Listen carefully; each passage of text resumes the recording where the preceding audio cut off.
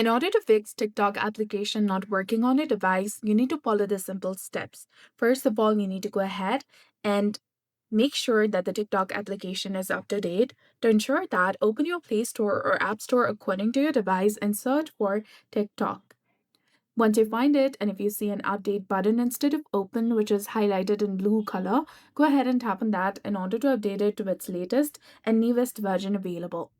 Now open settings on your device, scroll all the way down and go to apps. Tap on the search icon in the top right corner of your screen and then search for TikTok application.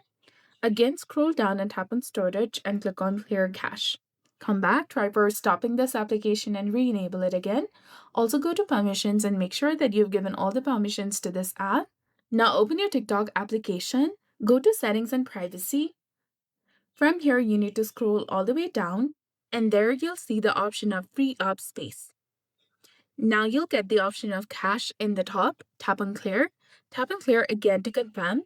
And if this method also does not work, you can try uninstalling the TikTok application and reinstall it using the Play Store or App Store. Tap and hold on to the TikTok application, tap on uninstall, tap on OK to confirm, and you'll be done.